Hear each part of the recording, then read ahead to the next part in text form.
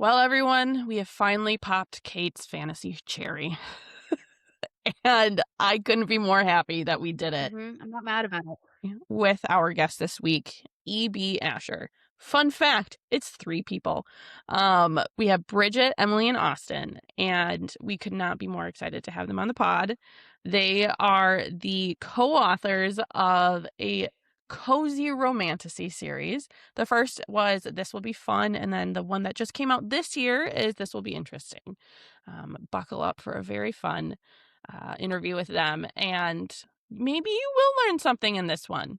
If not, that's fine too. Cannot believe we got to talk to them. This was like Holy hell. so fun. And I'm still not over the part of this podcast where like I read a book that I love so much and then immediately get to talk to the authors, especially this one because I feel like I was laughing so hard. Literally laughing out loud. And then I was like, "Oh my god, I get to like chat with them in like a day, like tomorrow. I get to go like talk to them. I have so many questions and I'm so excited. Like it's just a truly unique experience. And so this was one particularly that I was genuinely excited to chat to. Something that's really exciting that's coming up is that we are launching a bonus episode series. They are going to be shorter episodes, 10 to 15 minutes, and they are all going to be stories of how I got my agent or how I got my publishing deal. How I got my agent has a nice higma to it. So if you see the higma bonus episodes, yeah, we're going to let's talk to some authors and find out these like really fascinating stories about how they ended up in this world and their stories about being in the industry. So it'll be really fun.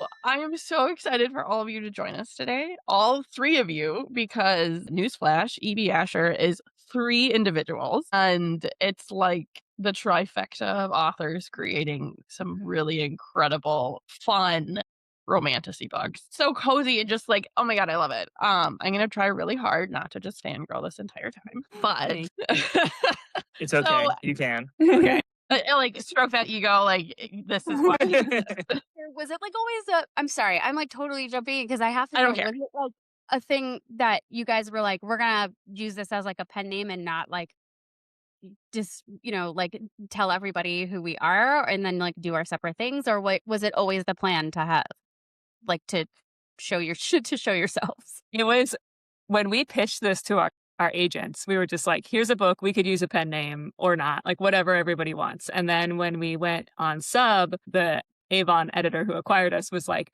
there's a little bit of concern that with like the 3 names on the book, it could sound like an anthology of like stories. And so we're like, yeah, we've been from the That's fair. get-go probably going to do.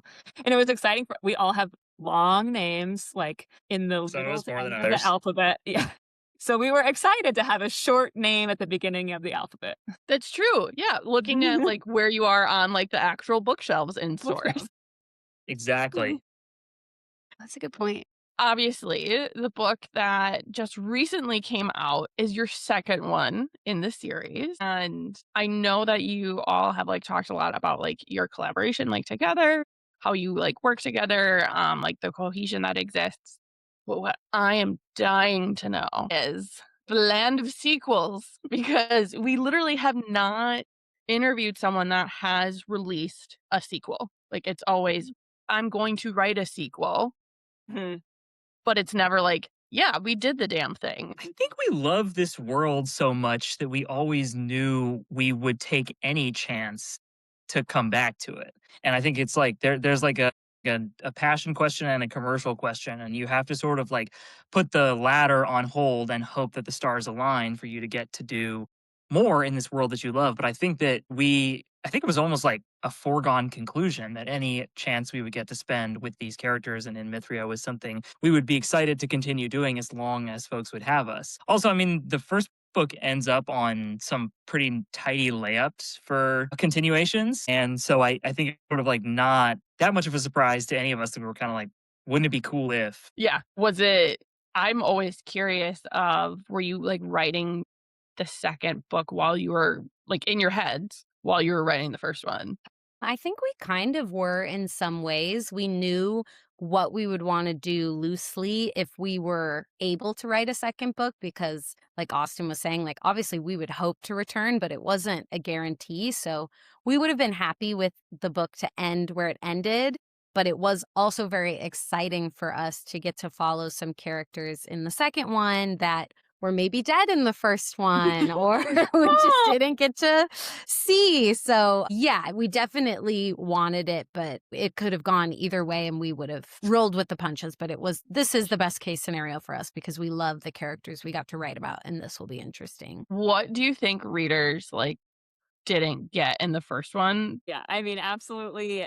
The ending of book one was an intentional, like, we were like, bear with us, like, here we go. This was actually, we were, as soon as we had that idea, we were like, that is a whole other book to write, that we're gonna now have Galwell's story. And like, what does it mean? I was just like, it was so interesting to us to explore the idea of somebody who had died and achieved his life's purpose and then was just brought back. We're like, well, that is an interesting character. And so we were like, let's run with it, and hopefully people will want to see where that goes. Cait, I know that like you've talked about this. It was our episode 2 weeks ago. We talked about can we just like the moment of like suspend disbelief for our readers? Like, can you just like be okay with it? Yeah, bear with us a little bit and like just accept what's happening. And yeah, I was thrilled with the way the first one ended and like jumping right into the second one to because I think we missed that whole character and we were like, this is if he would have been such a great guy to get to know. This is so sad. Like it was really sad.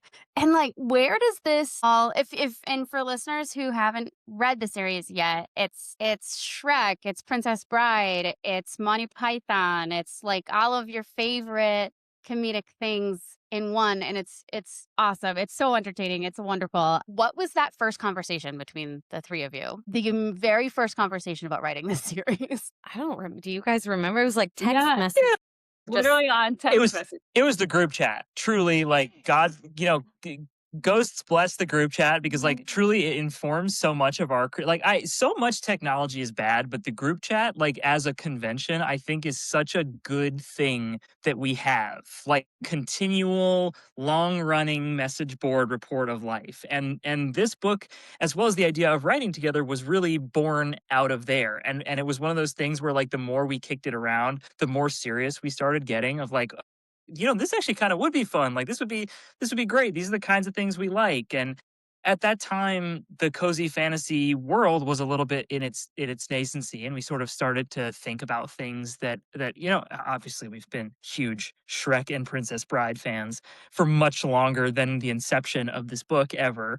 But we started thinking about what were some stories that we could do together. And Emily should explain this because she always says it so well, but there's like we wanted to come up with a premise that was right to be written by friends because it's about friends. I will hand the baton. Yeah, I think we started literally from a place of we were like, if we were to write something together, the tone would be like the new Jumanji movies. Like, I think that was like the first thing. That was big too, yeah. Yeah, we were like, we want something that is like fun and silly and like full of heart. And so we were like, but we can't do Jumanji. Like, that already exists. And so we started to think about like, I think it literally started from being people we meet on vacation with like a Shrek vibe of like people who did this whole thing together. They saved the realm and then they haven't spoken in the 10 years since. And then they have to go on another trip/quest with each other. And so that literally was, once we said that in the group chat, like I think we just continued texting for like 2 hours and like figured out a lot of the story just on that first day. And as a whole, the way that our creative process works is very similar to improv in that it's a very yes and kind of world that we create together, but just how we approach ideas is like, oh, I love that. What about if this is added on to it? And so in the initial conception of that, it was just like a snowball that kept building and building and building. And really just the core of it and our driving force through all of it was entertaining ourselves, bringing together so many things we love. And as they've both said, creating something we felt like only we could create together, something that we wouldn't be able to accomplish with the same amount or same voice, tone, humor if we tried to write it on our own even. So that's how the This Will Be's came to be. I want to be in that group chat. Can you just put me in the group chat? Yeah. Yeah. Contribute. I want to watch it. LOL. Picturing and what if Claire meets himself and he starts punching himself in the face? Pretty much how it quite goes. literally. Yeah. That sounds amazing. And I love talking to teams. Like we've now talked to a couple of different teams, and there is something to finding that magic with. For you guys, it's 3 people. For me and Jenna, it's 2 people. And when you find that magic, it's okay, this has been the right time, destined. place, right people, type of thing. So it's always fun to hear those origin stories. And did you all know each other before the group chat, or did you meet randomly? How did that? We've known each other since 2017, I think. Because we all debuted in YA books together in Los Angeles in 2018. And so we met up with a bunch of other of the 2018 YA debuts. We got to know each other and we just stayed friends. It's been almost 10 years now. The group chat was popping long before we ever decided to write a book together. It really was just an outgrowth of the dynamic that we all already had. And that's why it worked so well. Is we knew we had the same sense of humor. We knew we had the same reference. We knew we trusted each other and very much admired each other's accomplishments and skill and stuff. And so it was actually very easy to just sort of keep having the same kinds of conversations that we've been having just about these characters. And we also are very similar in that we're very driven and we're very focused in not the exact same way, but on a same wavelength, where collaborating at this level, and especially on a fantasy book, This Will Be Interesting is 120,000 words long. It's a long book. So there's a huge amount of trust that goes into something like that and creating something like that with other people. And so we had known each other so long, and that was the foundation. Obviously, Emily and Austin are married, so they trust each other. But we've known each other for a little while. Yeah. But me coming into that, and I know them and we know each other outside of this now business relationship we all have. But we knew we could stay the course. And that is something that I think is a very underrated element of any sort of partnership you enter into. Yeah. Cait and I, we just got our LLC together for this not too long ago. And I think what solidified it was literally going on vacation together and going through a snowstorm together and almost perishing in snowstorm. And then we're okay, we can do this together. So we can do this. Yeah, take my money. We're fine. That's cool. That's great. And that makes me so curious as to how you break up the writing or how that actually works day to day on the team level. We have 3 POVs, so we each write a POV basically, but we, just like this call, we meet up and do FaceTimes and we break the story together. So there's nobody that's just surprise, chapter 10 is about this. It's no popcorn. Everything is carefully plotted, and it's very much like the group chat in person, via FaceTime, basically. Yeah, it's I think it's how TV rooms are run, where it's kind of writers all get together in a writer's room and break the story, and then they all disperse and write their episodes. And that is kind of how we do it. But we try to stay at this, we try to stay at the same place in the story, so we're able to read each other's as we write, and it comes from a very complete, very detailed outline that we generate 100% together. We are literally talking about every scene and all of the contents therein. And so we really everybody is very comfortable and very enthusiastic, and we all come up with all the big plot moves, all the components, all the everything, and then it really just kind of branches at the end. And that part is super fun because you can read your counterpart's work and it's exciting and a surprise, and also because the book grows at 3 times your own writing speed. I bet that's so satisfying. It's awesome. It's amazing. It's literally magic. It is its own version of Mithrian magic that you get to open up a document. It's hand magic. Grown without your direct contribution. Incredible. Yeah. But we also do things for this book, we created an encyclopedia. So anytime somebody made up an animal or this or that or the other, we put it into an encyclopedia and had it categorized by different types of things. So it was like creating a language together that we could all easily grab from as we worked too. We did a great job on it, and we sent it to our My love publisher. language. Yeah, and they were like, "That's awesome. We'll never look at this again." You're like, but I'm so proud of my baby.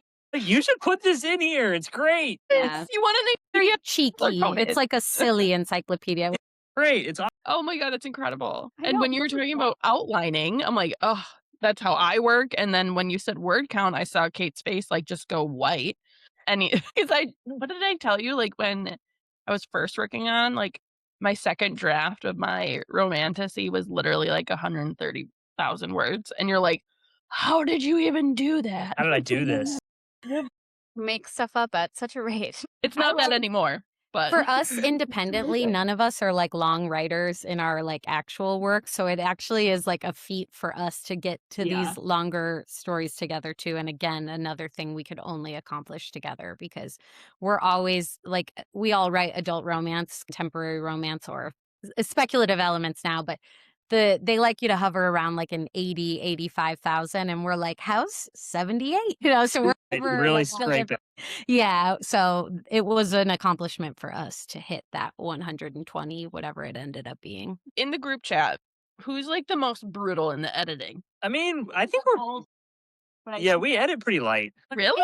Yeah. Actual, like when we're brainstorming, that's where we're more like going back and forth on ideas.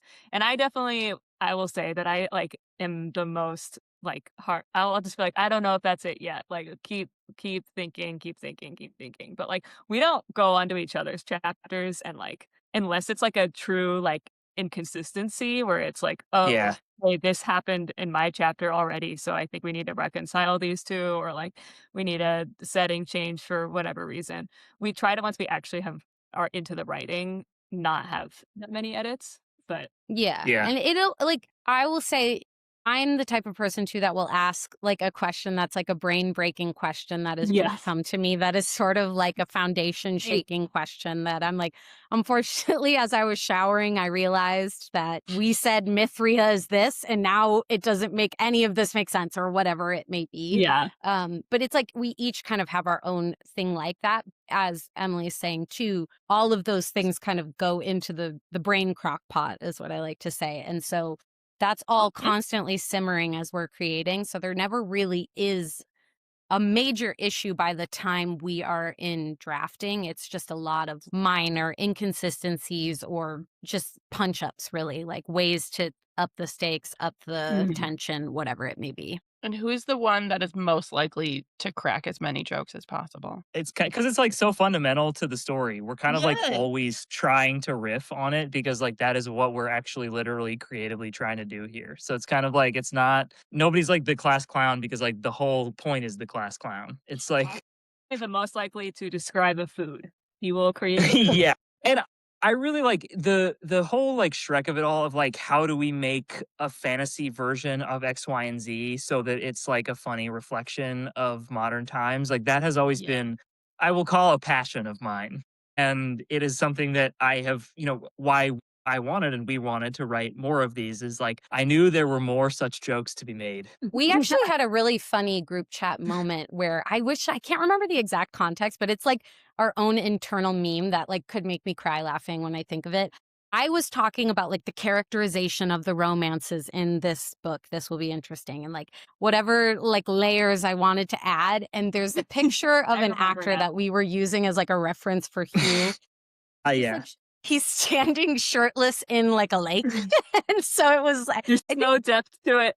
Yeah. It's just like a very just what it was. handsome.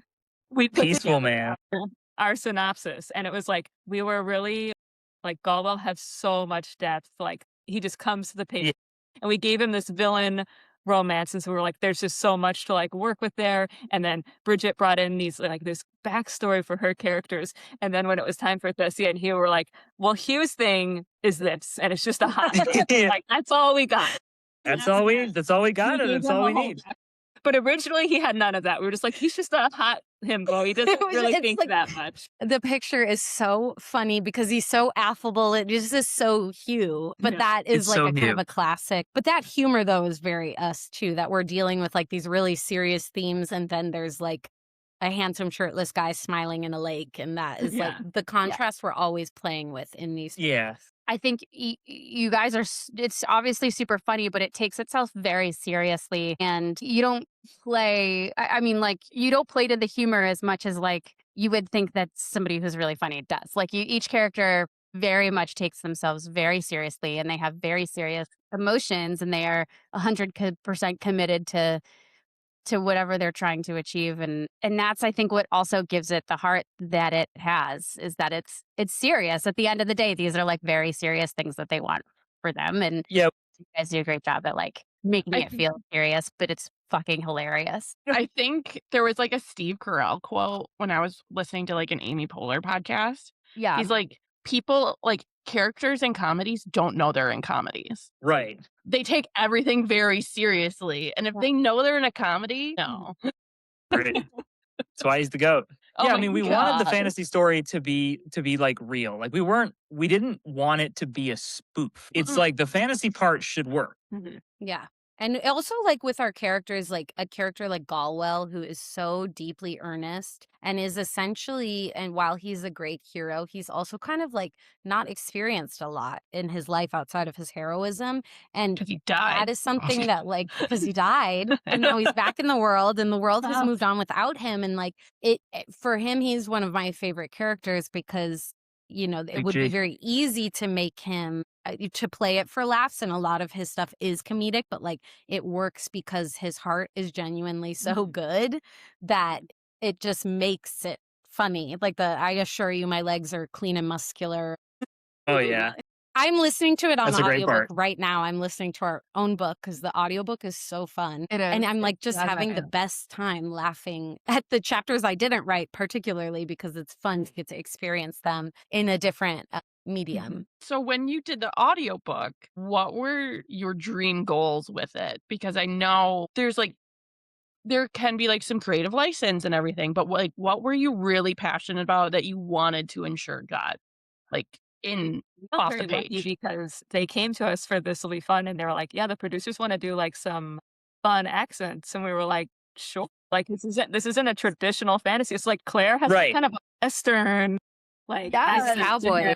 He's a cowboy. I I'm think we like, kind of liked that they were having Yeah. fun with it. It was kind of like that was like, oh yeah, you know what? Like yes, like we want you guys to enjoy this too and like have fun and like bring your own crazy stuff because at the end of the day, that's what we did.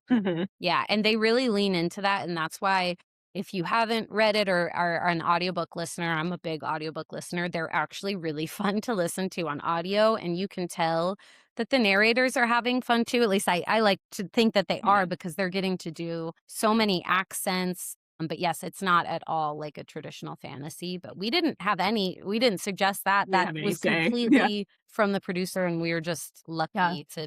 to benefit from that. The best part about the audiobook too is like hearing the chapters read by who that chapter's about, but then having to hear them all do all the different voices for each other. Yeah. Yeah. Like that's so fucking hilarious. Like you're just like, yeah, Claire doing Like yeah, Vondra and doing yeah, all yeah, that. Claire Yeah. doing Beatrice's voice is so funny because she's when you hear her actual voice, it's totally different. Like they definitely sound like they're having fun.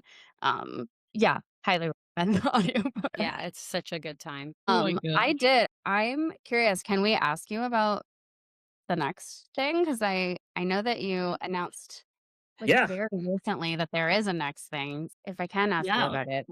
We are I super would love excited. to know more about it.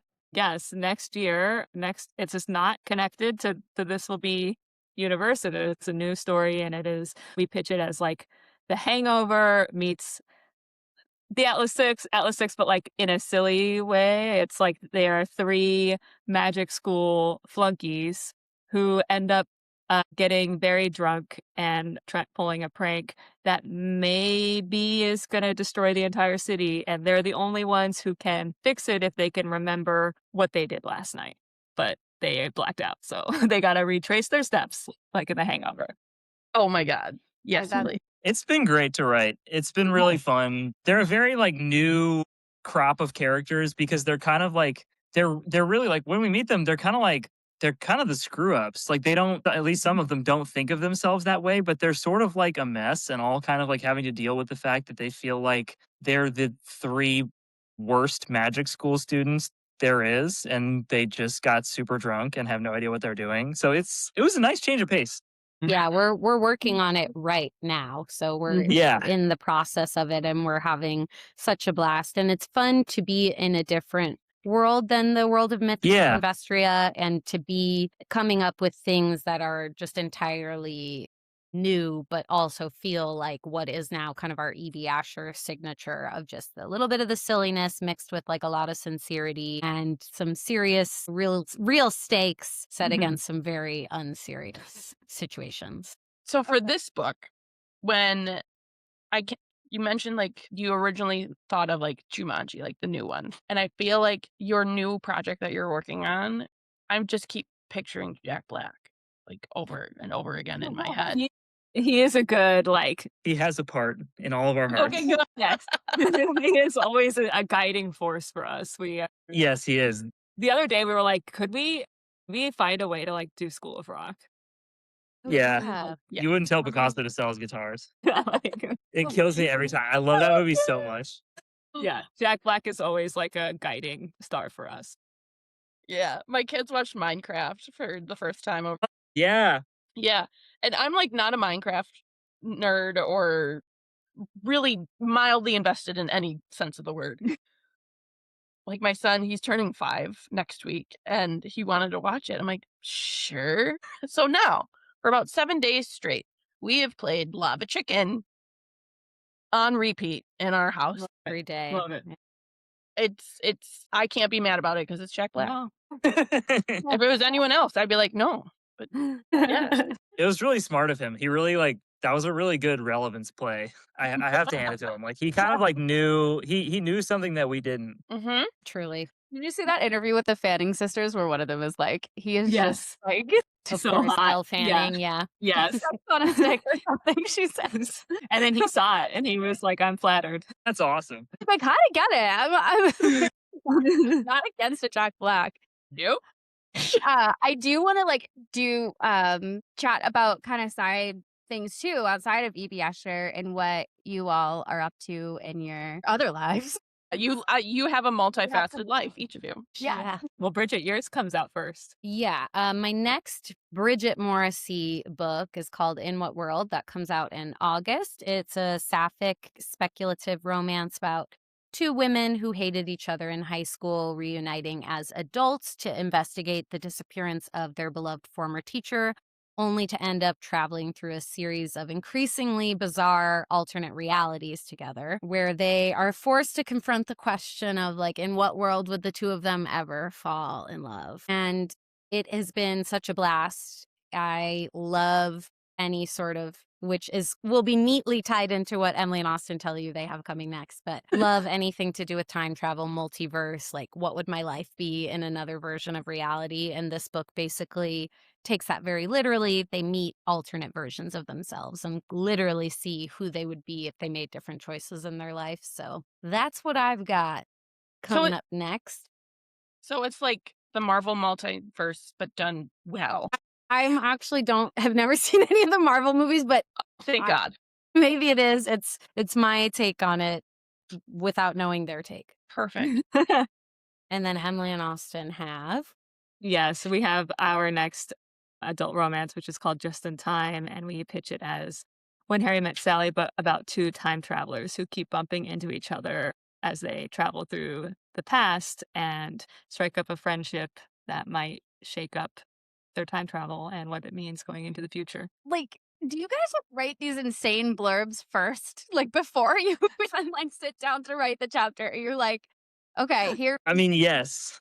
Quite literally, yes, we do. Yes. We start with Yes, the log line, and like basically. we have to like we come up with a bunch of these, and like it's the ones that we keep thinking to ourselves, I really can't ignore that idea. That's what we end up putting forward. And if it has a supernatural pun in the title, it's obviously gets bonus points for me and Emily specifically because we seemingly cannot help ourselves. Please tell me that was part of your wedding vows. Unfortunately, Will we had not discovered that yet. Sadly. Time for a vow renewal. That's a good Yeah. point. Just in time. Oh, In what world? This one. Oh, wow. It's coming all together. oh my God. So I think that was it. that was like the best soundbite in the entire universe. Back to the blurb thing, because I don't know, like Cait, if you've heard that before, of like starting with like the pitchiest pitch blurb ever, and then building off of that. Because I'm like, we always joke that we don't teach you crap on this podcast. We just like drink, talk shit, and have fun. And I just learned something today, so that was just. I mean, yeah, it's really. I don't know if everybody does, but it is definitely the three of us work like from the smallest, bigger. Because that's how every podcast you do, they say, what's your book about? You can't be like, let Yeah, I me don't read know. you a 7-page document. You got to Sure. be able to say it in a sentence. So Let alone like commercially, like we always try to come up with like a great title and 3 paragraphs, because when folks are going to be picking this thing up in the bookstore, what are they going to read? A great title and 3 paragraphs. That's like, so it has to work, you know. It's our bellwether. And it's like, if we're not able to like make something sound good in those 3 paragraphs, then something's it's not tight right. enough yet. Right. Yeah. There isn't enough of a concept yet. This is why we talk to the pros. But it is like they always, that's what publishing wants from you when you sell books on Mhm. proposal. They want to know what it is with the least amount of reading required from. They want to understand it quickly Seriously. and be able to tell other people about it quickly. So whether or not you are good at that initially, like it is something definitely worth improving upon, because it is, you will be asked to do it and asked to sum things up in an appealing way more than you'll be asked to like wax poetic on any of it. Yes. Yeah. And when we have authors on too, I'm always amazed at how I'll be like, oh, and like, we'll wrap up, and do you want to pitch anything else coming out? And they just Just so- really go. yeah, and it's like it's there, it is memorized, it is ready to go. And so yeah, I totally get. But you guys your blurbs are specifically so good every time. Even when I Thank see you. them on social media, I'm like, how do they? This is like clearly where they're jumping off from. Like, who needs a list yeah. of tropes when you have that pitch? Like, Exactly. screw it. I need a freaking trope reveal. for It's that. reassuring to hear you say that, because admittedly we have had a harder time reverse engineering our brains into coming up with the lists of tropes, and we're getting better at it, but like that has come less naturally. Isn't that funny? Yeah, it's just a Were different you- convention. Were you It is. I'm kind of over it. I think it's like, I feel like it's like almost a social media trend at this point. It's Oh, it absolutely is. Like we all have to like meet social media like where it is, like, and so we just like try to figure it out. But like I think it's really cool when people are pushing it to another level, because that's inspiring to us, like too. We're like, oh, that's a great idea. Like I want to try to do it that way too. We also like the tropes specifically for this will be interesting. There are 3 romances in this book, Yeah. and we wanted them to be different. So that's a place where tropes were really Yeah. helpful, because we could look and think We're like, about what are we tropes about and it? be like, let's pick 3 very distinct, very different things and execute them so that we feel like we're giving 3 unique experiences within the same book. So were you all like avid romantasy or fantasy readers before you even approached writing this series together? I am a very avid romantasy reader, like, Okay. and all like YA and adult, definitely big reader. Austin has always loved fantasy as well, but he's a lawyer, so he doesn't like have as much.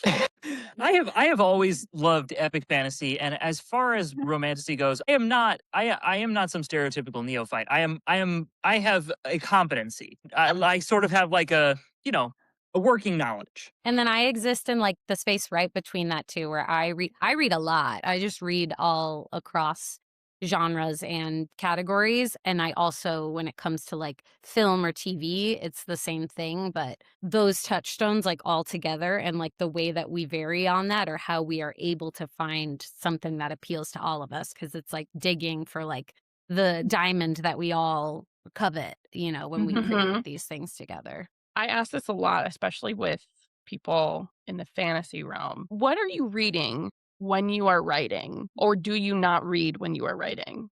Usually always reading, but usually more reading like what we want to write next. Like, so Yeah. whatever we are writing. So like right now I am reading more fantasy because we want to try to like write a fantasy next. But like when we are writing a fantasy, it's like, okay, I'm gonna read some more contemporary or like whatever. So it's definitely because you want to like do that research before you're actually writing because you don't want to be like drawing too much from it or feeling too influenced or getting in your head. Like you want to be able to just like have fun when you're reading and not think about your work. I'm just always just reading whatever is speaking to me in the moment. I'm, like I said, I love audiobooks and I'm a big fan of the Libby apps. Skip the line. I will just go through there and like scroll and like pick a book that I maybe never in a million years would have picked up on the shelf. But I feel like that really helps me not tire out on one specific genre because I am writing a lot of it. And so I'm always just seeking novelty, basically, and just trying to keep my brain fresh. And I have to ask, what have you read this year that you're like, that was absolutely incredible? I think most recently for me, it was the new Heather Fawcett book, The Agnes Mhm. O'Bears. Yeah. Yeah, I loved that. The one about the cat shelter. That was great. I loved The Night and the Moth, Rachel Gillig, Mm. and I'm so excited for the next one of that. I thought that Mhm. particularly like the last act of that was like so breathlessly exciting and like so propulsive. Mhm. So that would be mine, I think. Yeah, I sign on to Agnes as well. That's the one that, like, Emily filters the good stuff to me, and that was I agreed. Co-signed. Yeah, basically. If you could pick a romantasy for Austin to read next, what would you pick? Yeah, I would totally would take Ooh. recommendations. I Wow. totally would. I have okay. Let me do my little spin. Have you read Carrie Lake's Anathema?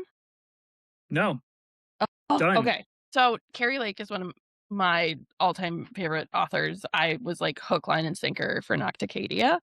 And that was a dark academia, sci-fi fantasy romance. Lots of things. I can tell you, it's got a very metal cover. I think this Austin will like. Oh, great. Love I was gonna read it anyway, though. I'm sincerely looking for like This- genuine, like you can pull it up sourced, on- knowledgeable recommendations. I really am looking for like good, Audiobooks. like genuine, audiobooks and legitimized recommendations that are not just like the endless internet. For anybody listening who's not like a romantasy reader, because I'm really not very familiar with this world at all, and like they're just not the books that I would normally pick up. So when I picked up, this will be fun. It's fun, right? And I was like, well, I can't, like, I have to read both, like, right? So I can't just pick up the new one. But so I started it, and I was like nervous. So I was like, am I going to be able to keep track of everything? Okay, like, am I paying attention? Like, I can't read when I have the kids around or like whatever it is. But as soon as I read the sentence, first of all, the one it was sort of, and it was like Beatrice is drunk. I was like, all right, I'm Beatrice in was drunk in the bath. Yeah. You're like, check. I'm okay. And then the next line, it was like a little bit after that, but it was like a fucking banquet. And it was the perfect. And I was like, I am in safe hands and I'm going to be okay. The rest of the ride was wonderful. So if you are listening and you would not normally pick up a romantasy, like this is a great, you'll be okay. Yes. That's a Okay. big compliment. That was really a North Star for us. It really was, that it be like not something that you have to like study hard for and stuff. We really wanted to just be like, fun. Yes. And Yeah, it was. Cait, I'm never going to force you to read Throne of Glass. Like, I won't do that to you. It's very long.